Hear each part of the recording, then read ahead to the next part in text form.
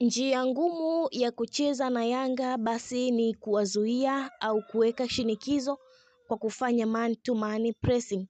Hapa namaanisha namna timu inazuia kwa kukaba mtu kwa mtu, ambapo hasara yake ni kuacha nafasi kubwa ndani ya muundo wa kiulinzi, lakini pia njia nyingi za pasi zinakuwa wazi. Kwa nini hii ni ngumu kuwazuia Yanga Sport Club kwa kufanya man to man pressing marking?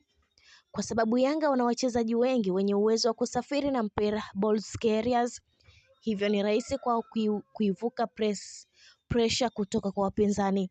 Yanga huwa wanafanya sana mikimbio ya kupishana, ambapo fullbacks kuna muda usogea juu huku wingers wakishuka chini na kuingia ndani. Hapa ni rahisi sana kuwachanganya wapinzani pindi wanapozuia. Sababu nyingine, Yanga wana Duke Abuya. Huyu ni mchezaji ambaye anakupa majawabu kwenye maswali mengi sana. Anaweza kusafiri na mpira na anaweza kupasia, kisha anatumika kama kiungo mchezaji kutokea chini. Ukimpa muda wa nafasi tu mmekwisha.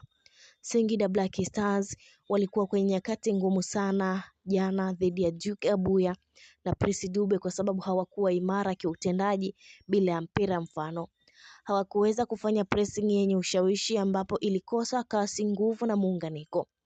Makosa kimuundo, mfano ukirejea magoli karibia yote kulikuwa na makosa kimuundo, ambapo yaliwapa faida Young Africans Sport Club. Uelewa wa kucheza katika nafasi ilikuwa ni shida kwa Singida Black Stars. Hapa iliwasababishia kukosa balance kabisa. NB, mimi ni shabiki wa Prince Dube na huyu ndio master wa link up player kwenye hii ligi.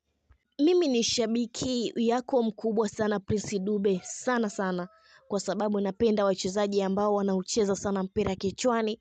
Baada ya maamuzi, utekelezaji ni kwa kutumia miguu. Usisahau daraja lako kiufundi hapa. Sasa wewe ni unstoppable. Hii ni Malkia wa Soka, endelea kusalia nasi, usahau kulike, kushare, kucomment pamoja na kusubscribe channel yetu ili endelee kufurahia taarifa zetu mbalimbali za kimichezo kutokea ndani na nje ya mipaka ya Tanzania.